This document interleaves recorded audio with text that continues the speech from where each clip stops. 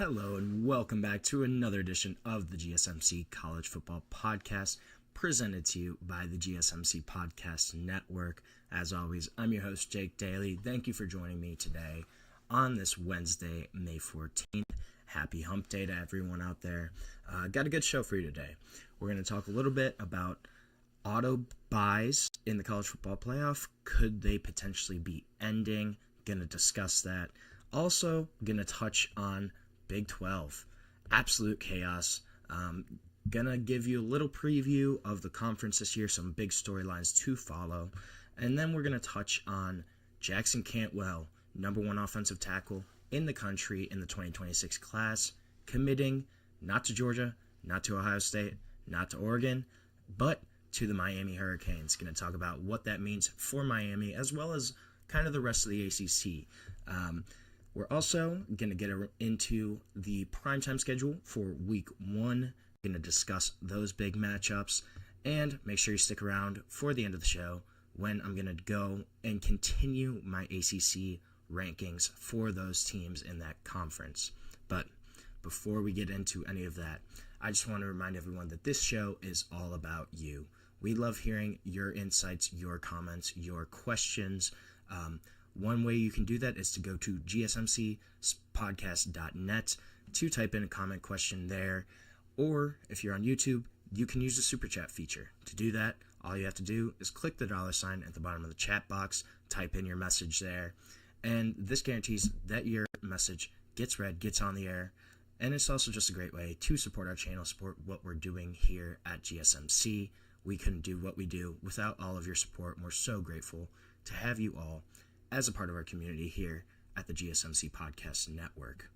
Now, let's talk about some auto buys. So a report came out from Yahoo Sports today saying that the college football playoff kind of decision makers have essentially almost neared a consensus to change the seeding process next season and eliminate first-round buys for conference champions, according to sources that told CBS Sports this. And this is something that has gained support, the idea of straight seeding, especially from the ACC and the Big 12 in recent weeks.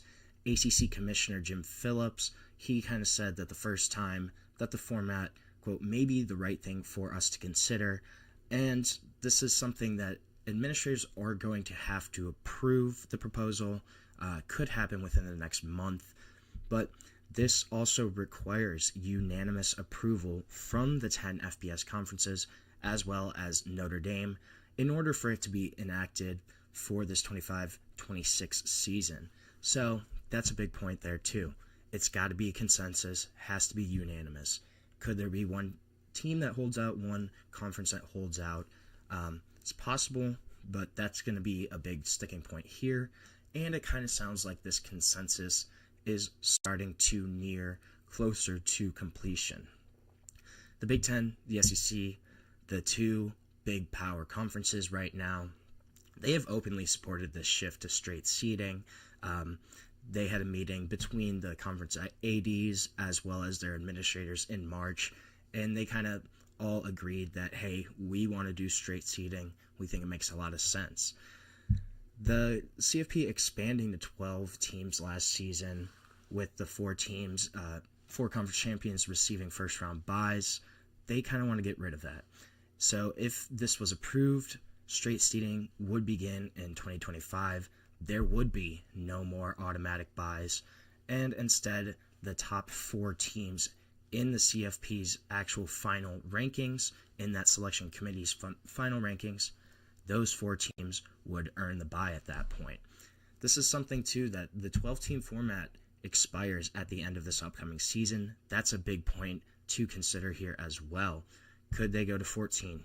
Could they go to 16 teams? It's all within the realm of possibility. This has been ongoing for months, kind of the debate of, do you expand to 14? Do you go to 16? Do they stay at 12? It seems more and more unlikely that they will stay at 12. Seems that they will at least add two more teams to that final playoff run, that final playoff grouping. I'm more of a fan of the 14-team kind of format. It just makes sense for me, I think. But you could certainly see 16 as well. And this is something that we're probably going to hear, hopefully is finalized next month. All the administrators are scheduled to meet on June 18th. All the college football playoff officials, all those big-time decision makers are meeting next month on June 18th. They're hoping this is something that is solidified, is decided upon by that June 18th meeting kind of deadline almost. But looking at what last season showed us from automatic buys, so betting favorites were 10-1 in the first year of the 12-team college football playoff, but these results were also aided by the bracket format that kind of allowed these lower-ranked teams to earn buys based on those automatic buys for conference champions. And there's kind of a disassociation between the seedings and the actual rankings, which makes it confusing for a lot of people, a lot of fans that might not be super in-depth and into college football. If they're just trying to follow their team, the difference between the buys and between the seeding really kind of could confuse some people. And then this just ended up creating an imbalance in the bracket, right? And it worked hardest against the top two teams in the country. If you look at number one Oregon, undefeated, only undefeated team in the country, they win the Big Ten, they beat Penn State. What is their reward for getting that bye? Oh yeah, they got to go play Ohio State. Georgia, the number two team in the country. They had probably one of the toughest schedules in years for SEC play, had to play Texas as well as they came into the conference. What do they get? They got to play the eventual national runner-up in Notre Dame. So if you use the AP Top 25 poll as kind of an objective outside reference here, right? So you're not going to use the CFP's rankings. If you look at the AP poll, that would have been the number one team in Oregon facing the number 6 team in the country, Ohio State, in a quarterfinal, where normally they would have to face an 8 or 9 seed. Then, even more kind of telling is looking at Georgia and what happened there. As the number 2 seed, they should have probably faced a 7 or 10 seed. But you get Notre Dame, who in the AP poll was the number 3 team in the country. So that's a 2 versus 3 matchup, not in the semifinals, but in the quarterfinals. So you're really kind of giving those top teams a big disadvantage in terms of the draw that they got, in terms of the quality of opponents they got. Yes, everyone deserved to be in the playoff last year, but when you're looking at the top 2 teams in the country, shouldn't they deserve to have facing lower seeded teams, right? In the first round, in the quarterfinal? That should make more sense. And then all of this kind of occurred just because of these overcomplicated seeding rules. Boise State, they were ranked number 8 in the rankings. They earned the 3 seed as the Mountain West champion, as the 3rd highest ranked conference champion. Then Arizona State, they were the number 4 seed, yet they were ranked 10th overall. And then Notre Dame, relegated to the 7th seed because of the conference champion automatic buys, implicit kind of favoritism that the committee ended up giving to the runners-up of the Big Ten, of the SEC in Penn State and Texas. They go all the way to the 7th seed in the country. So if you look at actually lining up seeding to rankings, it would remove a lot of these unnecessary complications, right? It would create more games that fans actually want to see, in theory, more competitive matchups, and teams that are more objectively rated at that point. You're not going to avoid blowouts completely, right? There will be at least 1 game, 2 games in a playoff run in this kind of format where maybe a higher seeded team just really runs over a lower seeded group of 5 conference champion, something like that, something kind of similar to that vibe. That's not going to go away completely, right? We're still going to see at least 1 or 2 games probably every year that may not look super competitive, but it's also going to lessen the likelihood of that kind of draw where there's a big advantage or disadvantage to a particular program. I think it would just make a lot of sense getting rid of this, going to a straight seeding type of format. And then, the one argument is, well, then the conference championships wouldn't really matter. But that's not the case if you think about it. It was a noble attempt, right, to give these conference champions an automatic bye, kind of re-incentivize the conference championship. In a lot of ways it worked, right?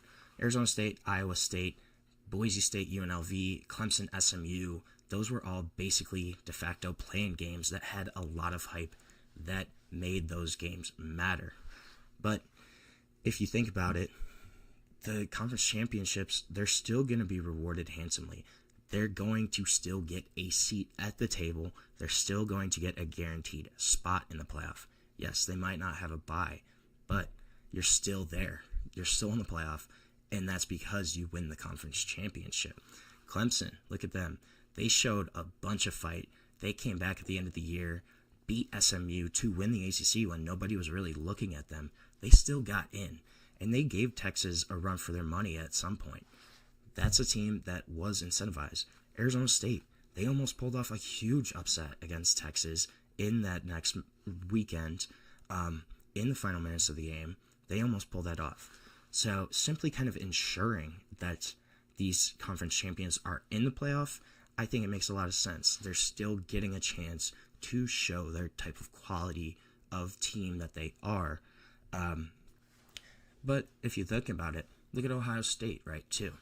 Because they missed the conference championship, because they did not win, they didn't even get to the Big Ten championship, they had to go through the number 1, number 3, number 5, and number 7 teams in the country in those rankings to have a chance at the national championship. So, because they didn't win, that's a pretty big punishment, right? Where you have to run through a gauntlet of opponents because you didn't win a conference championship. Yes, some of that may not happen in the coming years, but it's something that it makes a lot of sense where these conference championships still mean something. It doesn't mean that they don't matter at all. If anything, they matter a lot more just in terms of trying to get a favorable matchup. You still get a seat at the table. That's the big thing here. Yeah, you might not have a bye, but you look at the teams that had a bye. They all lost. So is the bye really worth it? Anyways, that's another conversation to be had for another day. But right now, we're going to take a short break on the GSMC College Football Podcast. Make sure you stick around. We're going to talk some Big 12 football when we come back on the GSMC College Football Podcast. I feel like I'm losing my mind. Is everybody in the world blind? Please, Lord, give me a sign, a sign. I feel like I'm losing my mind. Is everybody in the world blind? Please, Lord, give me a sign, a sign. I wanna be the greatest. Everybody on the fake shit. I look around and feel like everybody is the fakest. I make this every day and I'm impatient, hoping one day I blow up from the basement. Statement, the top is so vacant. I don't hear shit that I think is amazing. Waiting for my day when I'm playing sold out shows for 1,000 faces. Hey, give me that crown, get in my way and to be put down. It ain't your place, all this my town. If I want that shit, then I'll get it right now. I'm losing it, the noose it fits, some losing shit, a stupid myth. You choose to live or choose to dip, you choose to fight or lose your grip and lose a gift. I feel like I'm losing my mind. Is everybody in the world blind? Please, Lord, give me a sign, a sign. I feel like I'm losing my mind. Is everybody in the world blind?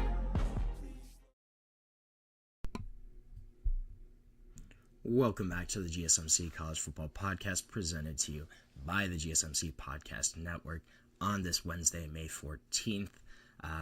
Just talked a little bit about auto buys potentially getting tossed out, and one team that really kind of helped with those auto buys last year was Arizona State, the Big 12 champion. We're going to transition to talking a little bit about the Big 12, some of the big storylines here in the Conference of Chaos. But before I get into any of that, I just want to remind everybody, this show is all about you. We love hearing your comments, questions, insights, whatever you got. We want to make this as interactive, as exciting as possible.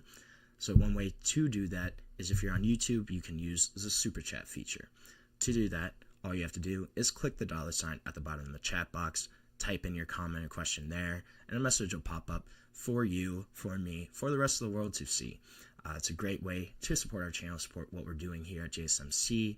We couldn't do what we do without your ongoing support. And if Super Chat's not your thing, you can also go to gsmcpodcast.net to type in any question, comment there. And we are so grateful to have you all as a part of our community here with the GSMC Podcast Network. Now, let's talk some Big 12 football.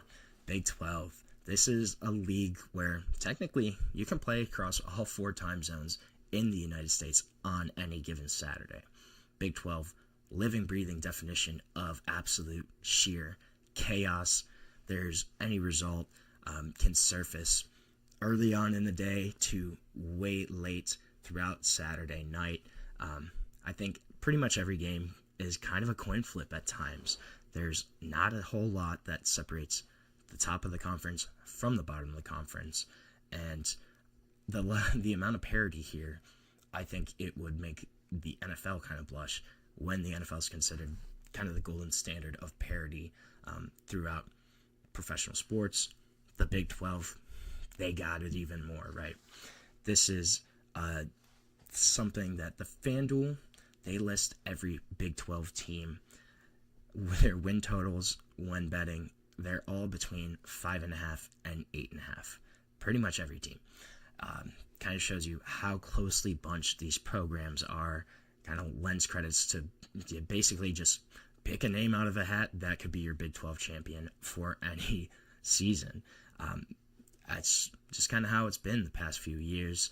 There's not a truly elite team that you're looking at as, hey, this is a legit college football playoff contender. There's a lot of deep teams, though, that are all kind of similar in quality, I would say. It's going to make the Big 12 a big destination if you want some crazy, wild football games, some matchups you're not expecting, some results you're not expecting. You want to tune in to the Big 12 Conference. When you're looking at title favorites, right, I don't even know who to pick, honestly. I think you could probably say that Arizona State is a preseason favorite for the Big 12 championship, reigning Big 12 champion. They are probably going to be installed as the team to beat kind of by default, just based off that result from last year. But if you look at last year, they were projected 16th in the Big 12 and ended up as the conference champion. So you never know what can happen in this conference. I think that's what makes it a lot of fun. But if you're looking at Arizona State, right, there's a bunch of reasons to kind of get on board the Sun Devils train. You got Kenny Dillingham still, young head coach, dynamic head coach, guy that played at Arizona State, knows the program really well, and had a really successful season last year. Kind of pushed all the right buttons to push them to the college football playoff. He does also retain a bulk of his staff and a bulk of his roster. They're number 2 in returning production in the FBS, so that's huge. From an 11-3 team, you have the second most returning production in the country. You have a lot of continuity there. You also still have Sam Leavitt at quarterback, a guy that is probably one of the best signal callers west of the Mississippi. Should really benefit also from wideout Jordan Tyson returning this year. He missed the postseason last year, but was their leading receiver, a guy that I think is going to have a great season for them. Then you think about if their defense kind of takes another step, there's really no reason that they shouldn't be in Arlington at the end of the season, but they do have a tricky schedule. They have to go to Baylor, to Utah, to Iowa State on the road. The potential is there for some trip-up games, for sure, for Arizona State. If you're kind of looking at conference tiers, right, you have some of the dark horses in Baylor, BYU, Iowa State, Kansas State, Texas Tech, all kind of programs that if everything breaks right, they can certainly be the Big 12 champion. BYU, they were right around the corner last year, just kind of faltered at the end of the year. Iowa State, they won 11 games last season. People don't realize Iowa State was quietly really, really good.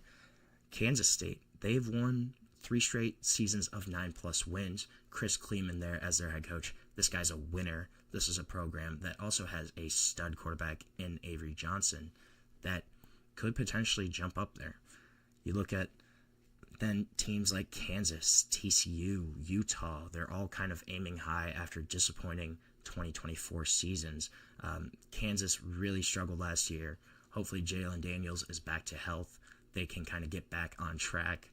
TCU, they quietly won 9 games last season. So this is, again, a team that is better than people think. And then Utah had a really rough year last year, only winning 5 games, a bunch of injuries there.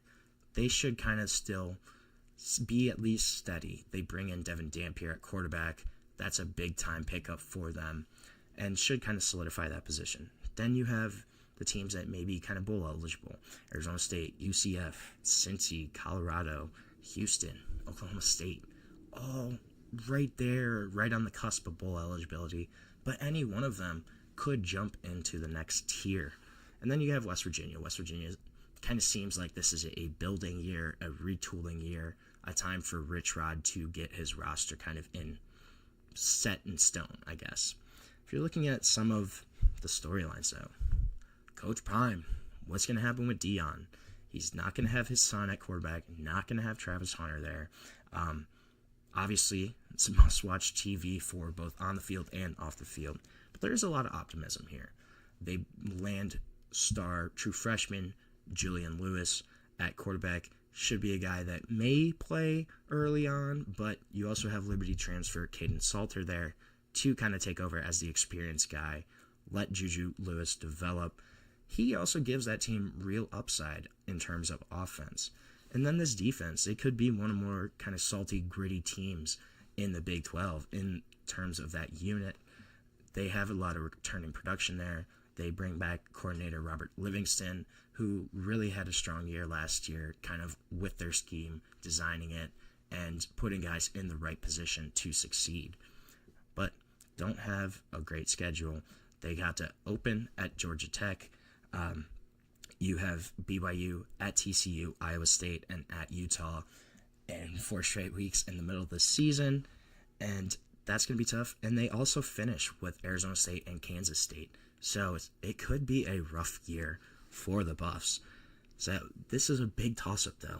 It could all either go really well, and kind of Dion can prove that he can coach without his son as a quarterback, without a Heisman winner on his team in Travis Hunter.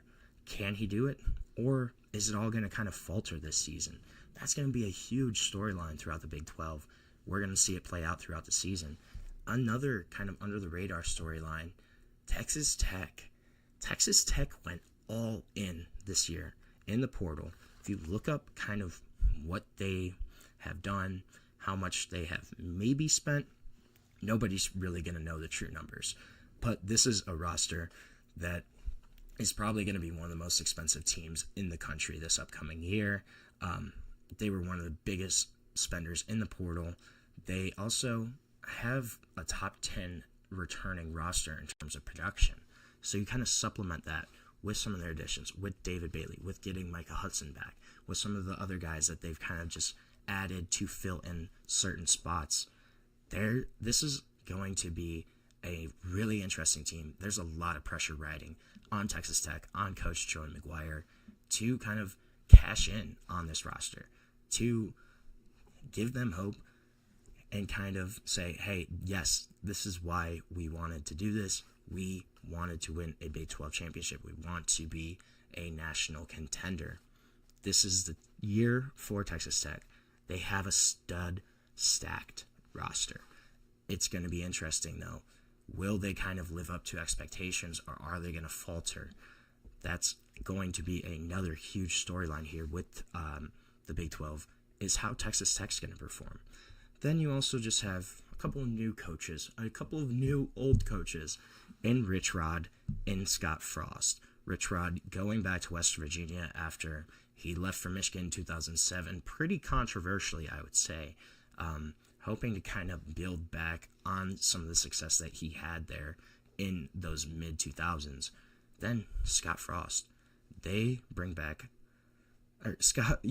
they bring back Scott Frost there to be their head coach. Kind of was in the wilderness for the past year or so. A guy that was the coach of UCF when they had their most successful stretch in the late 2010s, but a guy that kind of struggled at Nebraska at his alma mater. Does he still have it? Is he going to struggle with UCF being in a power conference now with a lot of changes there at that university? Is it going to be something that he can replicate, or is he going to falter as well? That's going to be a big question mark here for the Big 12, is how these new old coaches kind of fare this upcoming season. So now we're going to take another short break on our show. When we come back, we're going to talk some Week 1 primetime matchups that got announced earlier this week. Going to preview those, talk about why they're exciting, why we like them. But we're going to get into all of that when we come back on the GSMC College Football Podcast. Looking for your daily fix of sports talk without having to pay for it? GSMC Sports Network is available on YouTube. Just search GSMC Sports Network. Get your fix of daily sports talk shows on YouTube, absolutely free. NFL, college football, NBA, MLB, MMA, UFC, fantasy football, and so much more. GSMC Sports Network has shows running all day long, with new sports shows starting every 2 hours. Just like on your favorite cable sports channel, except GSMC Sports Network is absolutely free. Just search GSMC Sports Network on YouTube to catch one of your new favorite shows, like the GSMC College Football Podcast, Chip Shot Football Podcast, Hoops and Heels Women's Sports Podcast, GSMC Basketball Podcast, and so many more. Check it out for yourself. GSMC Sports Network, now available on YouTube absolutely free. Search GSMC Sports Network on YouTube right now.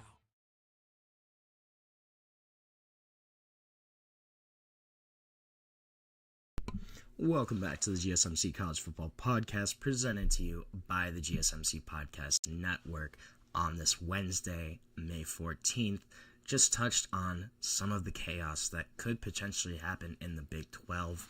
A couple Big 12 teams have been announced for what I'm going to talk about next in the Week 1 primetime schedule. So ABC, ESPN recently announced their primetime schedule. NBC also released a certain amount of marquee games for them. So looking at ABC's Saturday Week 1 schedule, Syracuse, Tennessee at noon. Now this is a really intriguing matchup, I think. Syracuse coming off a phenomenal season under Fran Brown, won 10 games last year, but you do lose Kyle McCord, you lose Rod Watson, you lose Trebor Pena. How are they going to bounce back? They kind of did retool. Quarterback's going to be a question mark here. It's either going to be Steve Angeli or Ricky Collins, both transfers. Angeli coming in from Notre Dame, Ricky Collins coming in from LSU. I would probably give the edge to Angeli here just because of his age, kind of experience, and how long he spent in a quarterback room. I would say it's probably Angeli. Seems more likely, but we're going to have to wait and see. Then you have Tennessee.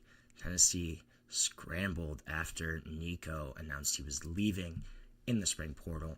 End up essentially making a quarterback trade, getting Joey Aguilar, the former Appalachian State and short tenured UCLA quarterback, to come in, be their starter. That's going to be a really intriguing matchup. I honestly think Tennessee's probably got that one in the bag. It's going to be difficult for them, though, I think. I think Syracuse is going to give them a fight. They're going to come ready to play. That's going to be your noon game on ABC to start Week 1, followed up by Alabama at Florida State, 3:30 p.m. game. This is interesting. I don't see Florida State competing in this matchup. I would be surprised if that is the case. I think Alabama is going to improve in year 2 under Kalen DeBoer.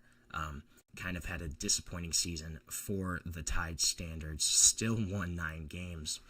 Then you look on the flip side, Florida State, after that incredible 2023 season, then you look at 2024, 2-10 for Florida State, a bunch of holes everywhere. This is just not a team that looks like Florida State, right? But they did make a couple moves in the portal in the offseason. You bring in Thomas Castellanos from Boston College, a guy that also spent his first year at UCF, where he worked under new offensive coordinator Gus Malzahn. Gus Malzahn's stepping down at UCF, saying, nope, I don't want to be a head coach. I don't want to deal with all this right now. I just want to go back to calling plays. Something we haven't seen him do. We have not seen him be a coordinator since 2010, 2011 type. So it's been about 15 years. Going to be interesting to see what he kind of draws up there. Can he come back to being a really great offensive coordinator? I'm curious to see how that's going to work out. And then you also bring in DC Tony White from Nebraska to try and build that unit back up. You have that team going against the Alabama Crimson Tide.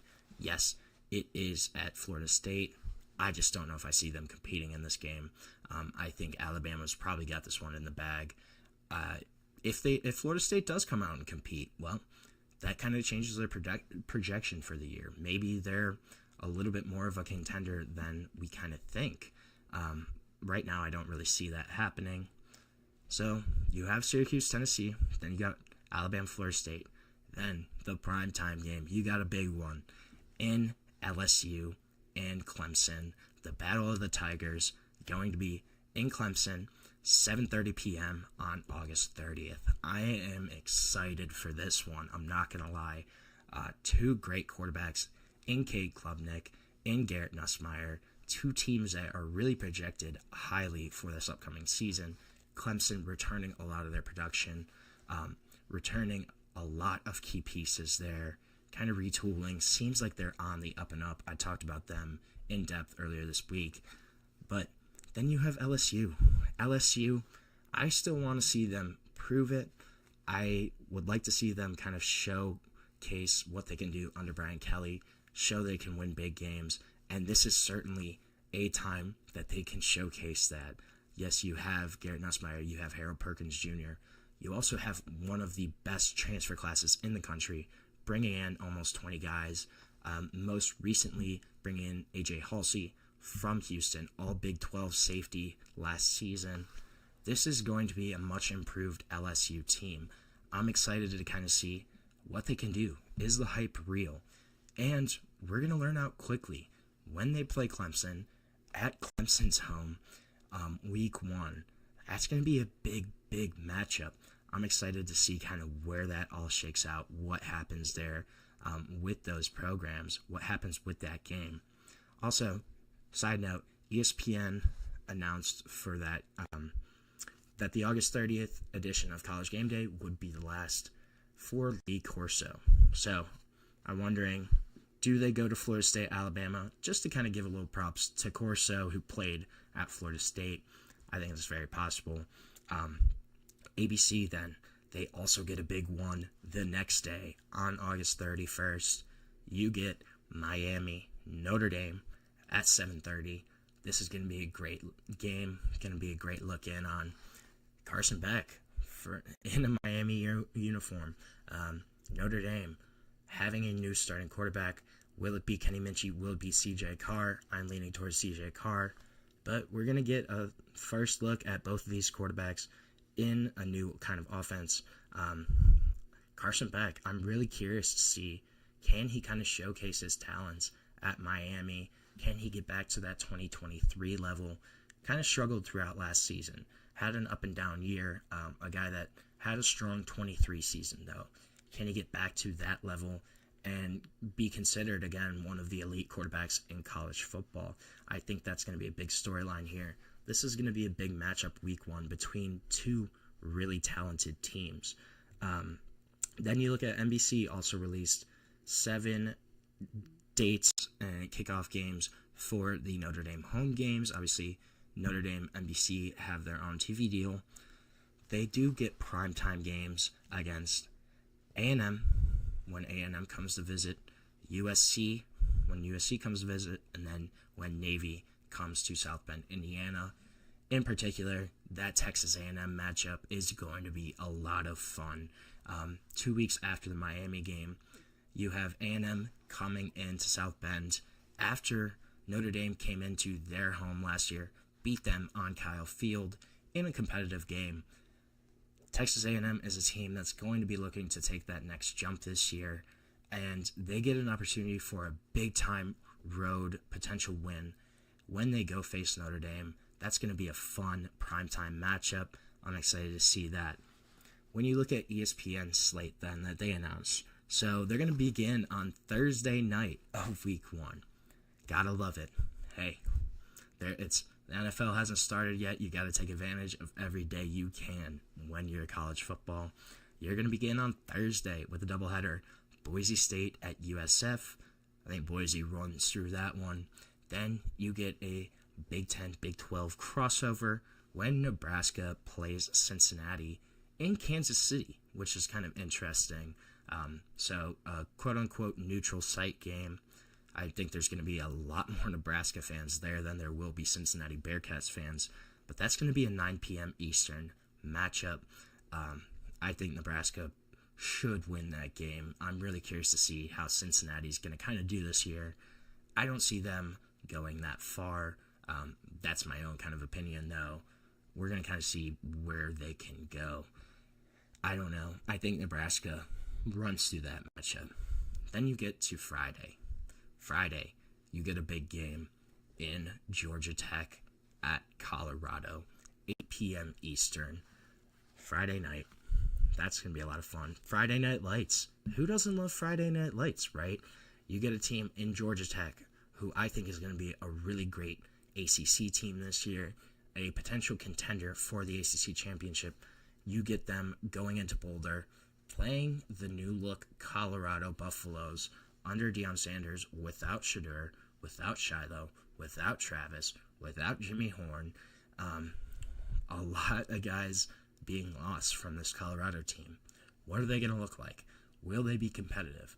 I think this is going to be a big sticking point, a big test for Colorado in Week 1 when you have a Georgia Tech team that I think is going to be really good this year. End of the year with a lot of momentum. Should have beat Georgia last season. Kind of let that game slip through their fingers. But a team that's returning a lot, that has a lot of optimism for this year, versus Colorado, where there's a lot of uncertainty on this year. Will Colorado be able to compete with Georgia Tech? Will they kind of showcase that, hey, we're still going to be around? Or is this going to be a game that Georgia Tech runs away with? I think that's going to be an interesting storyline there. Then you look at ESPN, they also get Va-Tech and South Carolina. Kyron Jones versus Lenora Sellers. This is going to be a big-time, fun QB matchup to watch out for. Game's going to be in Atlanta, 3 p.m. I'm excited, though. I think that's going to be an interesting game. Virginia Tech, I have no clue what they're going to look like, honestly. I think their range is really wide. They could be a 4-win team. They could be a 9-win team. It just kind of depends on how everything shakes out. Then you have South Carolina, who I'm really high on. I love Lenora Sellers. I think Dylan Stewart is an absolute freak on the defensive line. A team that ended with a lot of confidence last season. Can they continue that? Can they continue that upward trajectory going into this upcoming year? Starting off Week 1 against Virginia Tech, against a really solid quarterback in Kyron Jones, who kind of struggled last season, but had a really great 2023 year. Will they be able to kind of keep that upwards trajectory going? Then you get Bill Belichick's debut against TCU, 8 p.m. on September 1st, Labor Day. So on that Monday, to end the weekend, we get to see what North Carolina is going to look like under Bill Belichick. Frankly, I have no clue. This could be a team where, similar to Virginia Tech, this is a huge range of outcomes for North Carolina. how's Bill going to do in college? Can he adjust to the college game compared to the pro game? We're not sure. And they're going against a team in TCU that quietly is really solid. They won 9 games last year. They returned Josh Hoover at quarterback. They have a couple different pieces. So a team that's not going to be a cakewalk for North Carolina. Can UNC step up to the plate? Can they get a big win in week 1 and get some momentum going into the rest of the season? We're going to have to find out on Labor Day, but I'm excited to see if Bill can do it in college. So right now we're going to take another short break on the show. When we come back, we're going to talk some recruiting news and Jackson Cantwell and where he ended up. But we're going to dive into all of that when we come back on the GSMC College Football Podcast.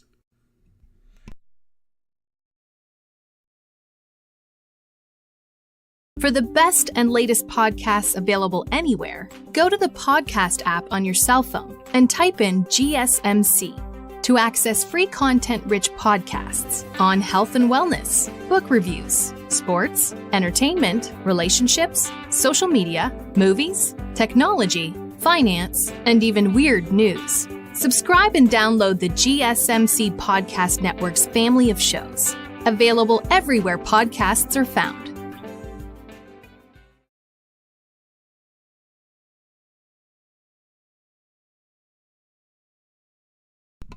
Welcome back to the GSMC College Football Podcast, presented to you by the GSMC Podcast Network on this Wednesday, May 14th. Got a good show.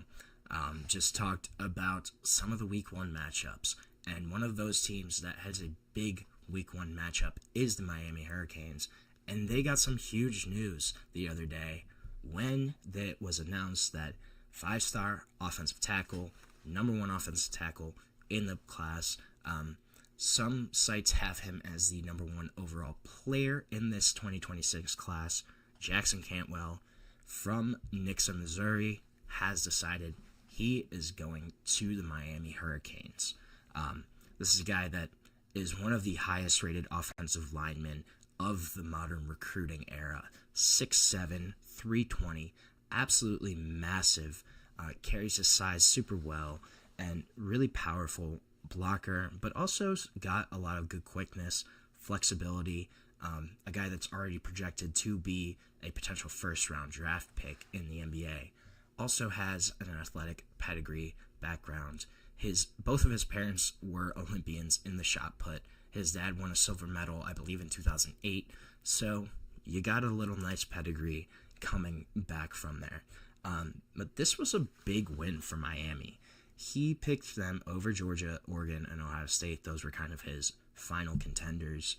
And Cantwell himself had said that he'd always figured he'd play either in the Big Ten or the SEC. But he was adamant the past few months that Miami would have a legit shot to land him. This is a kid that once drove 1,200 miles through SEC country with his parents to visit LSU, Georgia, and Bama. He had said that they even put an air mattress in the back of the car just for him to kind of lay out, make it better. But guy that drove through SEC country, really saw all those programs. A guy that's from Missouri, so not super far off. But it really sounded like he enjoyed Miami, and one of the big reasons why was the relationships that he built. He talked about, obviously, Cristobal there, and then Alex Mirabel, their offensive line coach. He said that they had spent so much time recruiting him over the past year, just checking in on him. They texted him every day. They talked so much about offensive line development and what kind of his potential is there at Miami, at the U. And then he mentioned, too, their history of kind of developing some of these big-time offensive linemen. You look at Penei Sewell, who was there when Cristobal was at Oregon. That was a big-time pickup for them. Francis Mauigoa, their incumbent right tackle right now, a guy that's projected to be a top 10, top 15 pick in next year's draft. So, in Cantwell's eyes, this was a place that he could develop, that he could potentially get onto the next level and be a high-round draft pick. he's honestly kind of similar to Francis Mauigoa in the fact that he's such a high pedigree, first round, five-star tackle prospect, could step in right away as a starter at one of the tackle spots as soon as he gets to Coral Gables. And a big reason I think here is Alex Maribel, the offensive line coach. Alex Maribel is a guy that was a high school teammate of Mario Cristobal. He's been the one constant on Cristobal's staff throughout all of his stops as a coach. And Maribel came to Miami after spending the previous 4 years with Cristobal at Oregon. Also, he's a guy that has been the associate head coach, has kind of been that number 2, and Cantwell called him straight up the best offensive line coach in the country way before he committed to Miami. So it seems like Maribel's presence there and the idea of developing Cantwell into a high quality, high caliber draft pick, potential NFL player, that really held a lot of weight for Jackson Cantwell. It also sounds like he was a guy that was supposed to commit about 2 weeks ago. April 30th was his date, kind of postponed that, then visited Oregon in late April, then visited Georgia last weekend. And then last weekend, too, there was a picture of Jackson Cantwell with Jared Curtis, their 5-star quarterback that just committed to Georgia. So that kind of made it seem like, oh, maybe he's going to Georgia, right? Team up with the number 1 quarterback in the country. You get the number 1 offensive tackle to protect him. That would have been a huge win for Georgia. But decided not to. He opted to go to Miami. I also think here's another reason. So, fun fact, Jackson Cantwell represented by Rosenhaus Sports, one of the biggest agencies throughout the world. Drew Rosenhaus, obviously household name as an agent, so he's represented by his company, by Rosenhaus Sports. And Miami has been super aggressive in terms of NIL offerings, both with transfers and with high school recruits, right? And Cantwell also, he had a quote where he said, "It's a blessing to get paid to play the game that I love." So one thing there is reportedly Jackson Cantwell may be getting upwards of $2 million per year. On3 said it was about $2.5 million per year to be their left tackle. So that's a huge difference. This is a commitment too that's probably going to be overlooked by a lot of casual fans, but it's still very much a big deal. Kind of a sign that the expansion of the college football playoff has opened doors for others. Those programs that may not be in the Big Ten or the SEC, but those that are willing to kind of try to match NIL deals, match those offers from those blue blood programs. And that's kind of a theme here with Cantwell. Originally, it was only Georgia, Bama, Ohio State, and Clemson. Those are kind of the 4 schools that he had recorded. But everything's so spread out now. If the school's willing, such as Miami, they can try to go get one of these guys. There's a lot of great situations throughout the country. It's not just at those 4 or 5 big-time programs. And then Oregon also was really pushing hard. They sent 2 assistants to Missouri on Monday to try to make their final pitch to Jackson Cantwell and his family. Obviously, decided to go with Miami, though. And this NIL deal, I think, is going to be a big part of this. Miami's kind of robust NIL spending, it at least gives them a fighting chance to land difference makers like Jackson Cantwell. Winning obviously still matters to a lot of the high-end recruits, but if you can make the NIL playing field relatively equal, there's going to be a couple recruits that may go different ways. They may not just go with those 4 or 5 big programs that seem to be perennial contenders. And Miami, looking back, they, in the first 2 years under Cristobal, in their first 2 full cycles, they had top 7 classes. Last year in 25, their class was ranked 13th, but they're gaining some momentum right now. Obviously, the addition of Jackson Cantwell is huge. Also have a guy like Jordan Campbell, linebacker, who's a number 142 player in the country, but a dude that's a Miami native, that's 6'2", 220, has a lot of versatility on the defensive side of the ball, and somebody that could really take a big jump with college coaching. Cantwell's commitment bumped Miami from 17 to 12 in ESPN's latest program rankings for the 2026 recruiting class. But this is also just a good thing for college football, to have programs outside of the SEC, outside of the Big Ten, still land and win some of these big recruiting battles. In the 25 recruiting class, only 15 of the top 100 prospects in the country did not go to an SEC or a Big Ten school. And just 2 of the 32 5-stars picked programs outside of those 2 conferences. The recent NFL draft, SEC, 15 first-rounders. Big Ten, 11 first-rounders. So 26 of the 32 first-rounders were SEC Big Ten. But if you can kind of get wins like this for Miami, for programs that are similar to Miami, they can win some of these recruiting battles. It helps kind of even the playing field a little bit. It kind of shows that, hey, not everything, just not all roads point directly or automatically to the Big Ten, to the SEC. There's viable alternate routes. There's other ways to kind of go about your collegiate career without having to go to one of those 2 conferences. I think that's something that this signing kind of indicates. And could it potentially be a trend? We're going to have to wait and see. But at least on the minimum, this is a big-time win for Miami, a big pickup, a big boost of morale for the Hurricanes program in landing this guy, Jackson Cantwell, elite 5-star offensive tackle. So we're going to take our last break of the show. When we come back, we are going to continue with my ACC team rankings, going to talk about kind of that middle tier of the ACC and maybe what to expect for this upcoming season. But stick with us. We'll be right back on the GSMC College Football Podcast.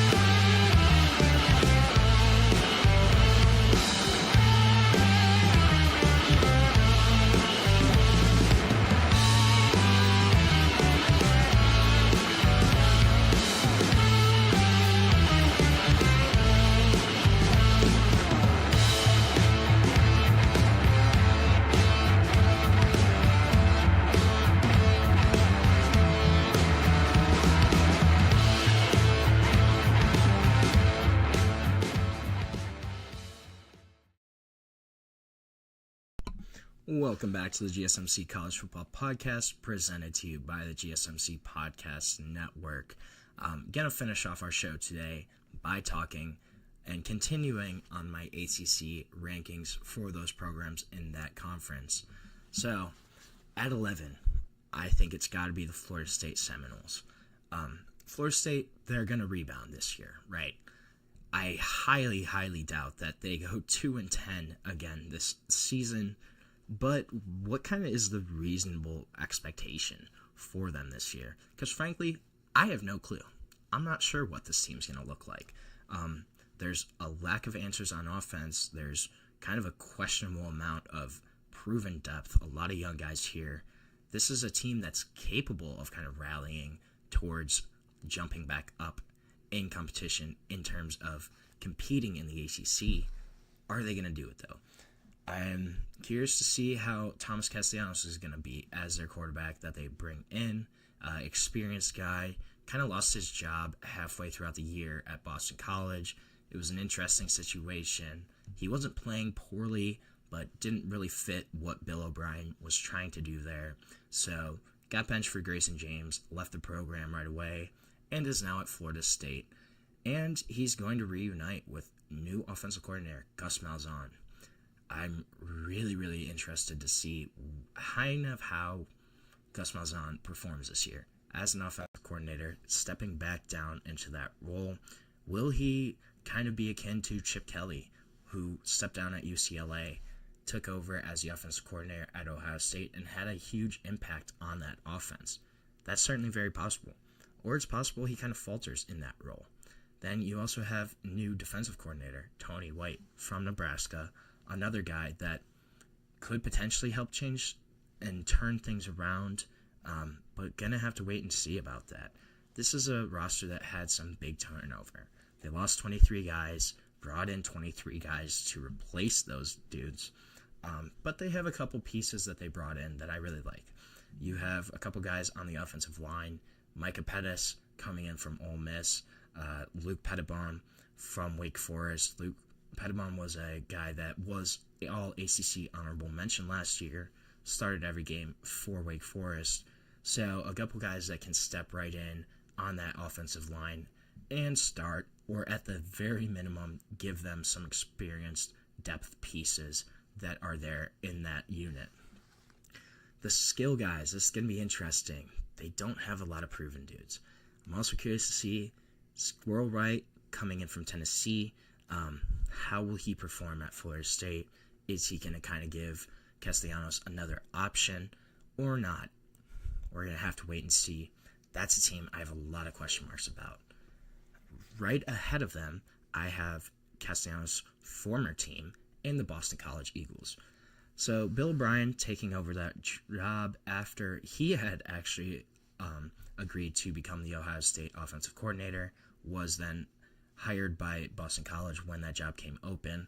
Guy that has Boston roots, was with the Patriots for a long time, so knows the region really well. And he wasn't hired until early February last year, so really got a late start on off-season stuff, on recruiting, on getting his team, his system in. But it's going to be interesting to see kind of what happens here. If they are bowl eligible, if they are able to win at least another 6 games, the defense is going to have to be reworked. Last year they finished 5th in the league in terms of scoring defense. They're also going to have to find a way to replace star defensive lineman Donovan Eziraku, a guy that was a second-round pick in the NFL draft. Quarterback, too, is going to be interesting here. You have incumbent Grayson James, who honestly did not perform poorly last year. Completed 64% of his passes, 6 TDs, couple interceptions, and ran for 3 touchdowns for Boston College, kind of after he took over for Thomas Castellanos. But you also bring in Alabama transfer Dylan Lonergan, who has a high pedigree as a recruit, could potentially push Grayson James for starting reps. That's going to be an interesting situation there to kind of watch out for. I think this is going to be a team that not really sure kind of how they go, but I think at the minimum, Bill O'Brien getting a full offseason in this year is going to really help him in terms of getting the scheme down, helping his players kind of transition to that. I think it will be a big help for Boston College, and they're going to be interesting to watch. Then I have Pitt ranked ahead of them at 9. Pitt is one of the biggest wild cards right now in the ACC. A team that lost 6 in a row to end the season last year, but they have a really promising younger quarterback in Eli Holstein, a guy that was also an Alabama transfer. And then you have some big, high-profile impact transfers on defense coming in from Ohio State, Oregon, other places. Jaden Bonsu coming in from Ohio State, Jaden Moore coming in from Oregon, Zion Ferguson coming in from North Carolina, are all guys that could really be potential difference makers for Pitt this year. So if those guys can kind of step up on defense, if they can take over starting roles, this could be a team that makes some more noise in the ACC, especially if you get some more development from Eli Holstein. I think they could potentially make some noise, but they're really more of a toss-up right now. Then at 8, North Carolina, I think it's got to be North Carolina. I didn't really know where to put them, honestly. UNC, pretty much the most scrutinized program in the ACC right now. With the hiring of Bill Belichick, nobody really knows what they're going to look like. I think they're a lot more talented than last year's 6-win team kind of showed. And they did bring in a pretty solid transfer class. So there's a couple pieces there for a good debut. Bringing in Gio Lopez at quarterback was huge for North Carolina. Guy that performed really well for South Alabama in the Sun Belt. A guy that's an impressive quarterback, a younger transfer quarterback that can start multiple seasons for North Carolina and will take over there as the unquestioned starter. Should help kind of stabilize that position and the offense overall. But they do have a pretty manageable schedule too. So you get Clemson and Duke at home this year. Then you avoid Miami, SMU, Georgia Tech, and Louisville. Don't have to play any of those teams, which are all really contenders for the ACC this year. Their toughest road matchup could be Syracuse, or they're also playing at NC State to end the season in rivalry week. So not a super difficult schedule. It's very manageable for North Carolina. It's just the big question marks here. Will Bill be able to transition? Will they be able to kind of develop and, he wants to run more of a pro-style type of organization. Will that work? Will that translate to college? We're not sure yet. We don't really know. We haven't really seen that kind of thing happen in college football yet. So North Carolina, they have a big range here too. I think they could be anywhere from 5 wins to, 9, 10 wins potentially. But I just don't know what they're going to look like, honestly. So I kind of played it safe, went with them in the middle of the pack. I think it's a good spot for them right now. Ahead of them, I have Syracuse. Syracuse really impressed me last year. Fran Brown, as their head coach, led them to 10 wins, won 4 in a row to the end of the year, finished 22 in one poll, and they're going to lose Kyle McCord. That's going to be huge, right? Kyle McCord performed beyond expectations for the Orange last season, threw for over 4,000 passing yards, so going to be hard to kind of replace that production. You do bring in Steve Angeli, though, and Ricky Collins to kind of help those teams, help that position group out. I think that's going to be kind of interesting there. And I'm really, personally, a big believer in Fran Brown, in his coaching abilities. I was kind of curious on that hire when it first happened. However, they made it seem like that was a great hire from their performance last season. They do have a really tough schedule, though. You have to play at Tennessee, at Clemson, at SMU, at Georgia Tech, at Miami, and at Notre Dame. Then you also have home games against Duke, Pitt, Boston College, and North Carolina. So all kind of toss-ups there. This could go one of two ways for Syracuse.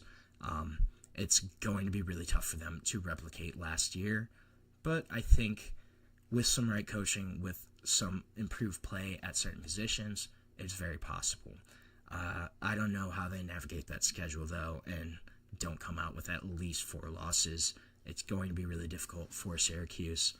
We're going to have to wait and see, though, kind of if Fran Brown really is that dude as their head coach.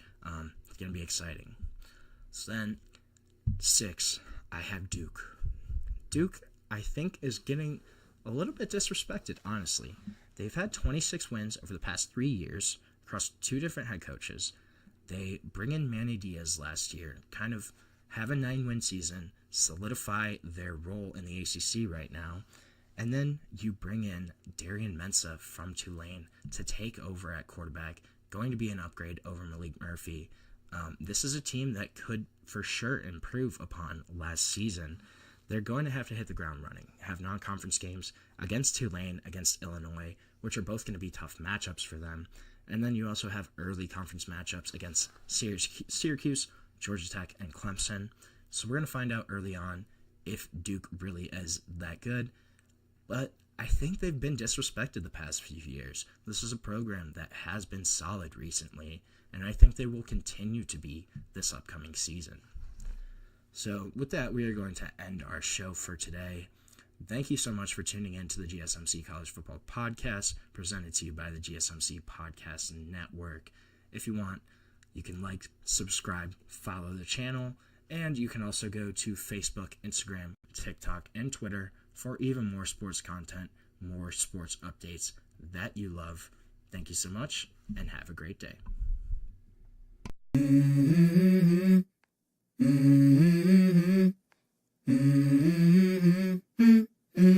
Let's go. I wake up to a little bit of drool on my pillow, feel like it's gonna be a bad day. Yeah, I'm tired of shit, and the coffee ain't hit yet, damn ain't that